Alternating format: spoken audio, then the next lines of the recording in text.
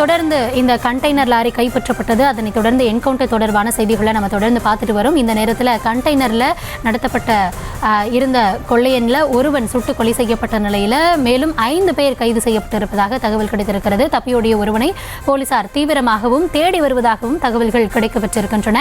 Kerala ATM கொள்ளையில் ஈடுபட்ட ஒரு கொள்ளையன் சுட்டு கொலை செய்யப்பட்டிருக்கிறான். மேலும் 5 பேர் தற்பொழுது கைது செய்யப்பட்டிருப்பதாகவும் தப்பியோடிய ஒருவனை காவல்துறை தரப்பில் தேடி வருவதாகவும் கள தகவல்கள் தெரிவிக்கின்றன. அது குறித்த அண்மை செய்தியும் நம்ம இப்போ பார்த்துட்டு வரோம். தொடர்ந்து இது தொடர்பான நேரலையில் இணைந்திருக்கக்கூடிய நேரத்தில் தற்போதைய தகவல்கள் என்ன அப்படின்றது தான் இப்போ பார்த்துட்டு இருக்கோம். கண்டெய்னரில் இருந்த ஒருவன் தப்பி ஓடிவிட்டதாக தகவலும் கிடைத்திருக்கிறது. இது தொடர்பான விவரங்களோடு இணைகிறார் எம்முடைய செய்தியாளர் பரத். பரத், வணக்கம். தொடர்ந்து இந்த சம்பவமானது காலையிலிருந்து பெரும் பரபரப்பை ஏற்படுத்தி இருக்கிறது. இந்த நேரத்தில் ஒருவன் சுட்டு கொலை செய்யப்பட்ட நிலையில் மேலும் 5 பேர் கைது செய்யப்பட்டிருப்பதாகவும் ஒருவன் தப்பியோடி இருப்பதாகவும் தகவல்கள் கிடைக்கப்பட்டிருக்கின்றன. என்ன முழுமையான விவரம் பகிர்ந்து கொள்ளலாம்?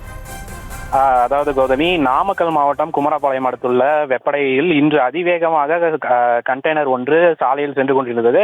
அப்போது சாலையில் இருந்தவர்களை அங்கிருந்த அந்த கண்டெய்னர் லாரி வாகன ஓட்டிகள் மீதும் காரில் சென்றவர்கள் மீதும் பலத்தமாக இடித்து தள்ளிவிட்டு நீக்காமல் சென்றுள்ளது. இதனையடுத்து அப்பகுதியில் இருந்த பொதுமக்கள் குமாரபாளையம் போலீசார் மற்றும் பள்ளிப்பாளையம் போலீசாருக்கு தகவல் தெரிவித்துள்ளனர்.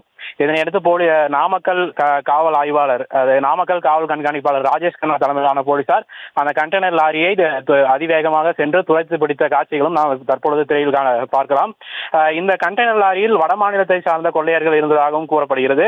அந்த கொள்ளையர்கள் காவல்துறையினரை நோக்கி துப்பாக்கியால் சுட்டதில் இன்ஸ்பெக்டர், அதாவது வெப்படை காவல் ஆய்வாளர் தவமணி மற்றும் உதவி காவல் ஆய்வாளர் ரஞ்சித் ஆகியோருக்கு பலத்த காயம் ஏற்பட்டது. இதனையடுத்து போலீசாரும் தற்காத்துக் கொள்வதற்காக அவர்கள் சுட்டதில் அந்த கண்டெய்னர் லாரியை ஓட்டி வந்த அந்த ஓட்டுநர் மீது துப்பாக்கி குண்டு பாய்ந்ததில் அவர் சம்பவ இடத்திலேயே உயிரிழந்து விட்டதாகவும் கூறப்படுகிறது.